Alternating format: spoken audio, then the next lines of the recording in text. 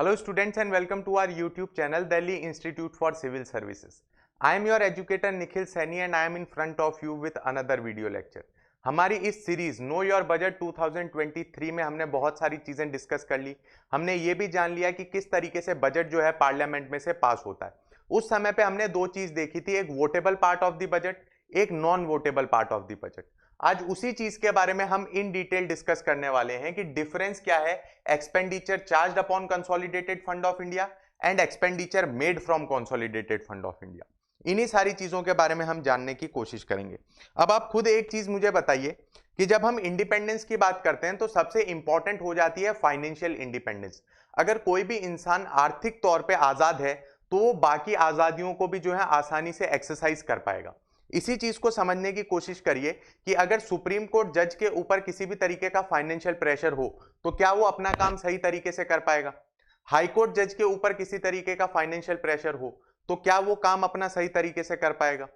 President of India को किसी तरीके से बंदिश में रखा जाए फाइनेंशियली तो क्या वो इंसान अपना सही तरीके से काम कर पाएगा। The same thing applies with controller and auditor general of India. UPSC union public service commission जो बॉडी आपके इस एग्जाम को कंडक्ट करवाती है वहां पे अगर किसी तरीके का फाइनेंशियल प्रेशर हो तो क्या वो बॉडी ढंग से काम कर पाएगी? जी नहीं। इसी तरीके से इन सब बॉडीज को इंडिपेंडेंट रखने के लिए हमारे यहाँ पे एक प्रोविजन है expenditure charged upon consolidated fund of India. चलिए उन सारी चीजों के बारे में इन डिटेल हम डिस्कस करते हैं। तो पहली चीज तो बजट है। बजट के अंदर दो पार्ट है, votable by parliament, non votable by parliament.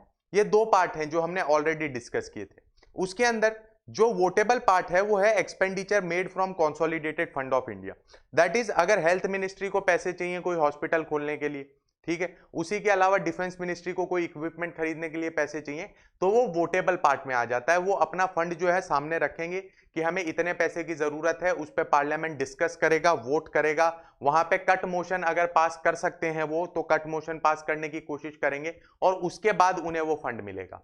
But एक दूसरा पार्ट होता है that is expenditure charged upon consolidated fund of India. ये रखा इसलिए गया है, जैसे मैंने आपको ऑलरेडी बताया, जो इंपॉर्टेंट ऑफिसेज हैं हमारे यहाँ पे, जैसे सुप्रीम कोर्ट जज की बात कर लीजिए, प्रेसिडेंट ऑफ इंडिया की बात कर लीजिए, कंट्रोलर एंड ऑडिटर जनरल की बात कर लीजिए, यूनियन पब्लिक सर्विस कमीशन के चेयरमैन और उनके मेंबर्स की बात कर लीजिए। तो ये जो इतने इंपॉर्टेंट ऑफिसेज हैं इनको सेफ रखने के लिए, इनको सिक्योर रखने के लिए, इनको ऑटोनॉमी और इंडिपेंडेंस देने के लिए हमने ये प्रोविजन रखा है।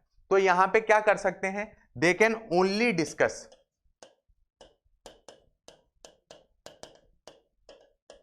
But can not vote. Vote नहीं कर सकते पार्लियामेंट के अंदर, वो खाली उसे डिस्कस कर सकते हैं, ठीक है।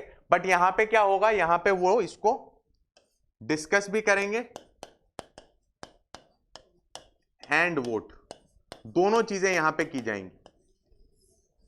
इसकी मैं कंप्लीट लिस्ट आपको डिस्क्रिप्शन के अंदर दे दूंगा, इसका पीडीएफ में अटैच कर दूंगा। उसके अंदर सारी चीजें आपको मालूम चल जाएगी कि इंडिया के अंदर कौन कौन से ऐसे एक्सपेंडिचर हैं that are charged upon consolidated fund of India.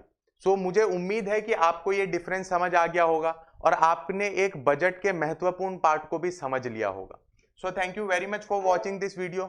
मुझे उम्मीद है आपको अच्छा लगा होगा और अगर अभी तक आपने चैनल को सब्सक्राइब नहीं किया है तो प्लीज चैनल को सब्सक्राइब कर लीजिए।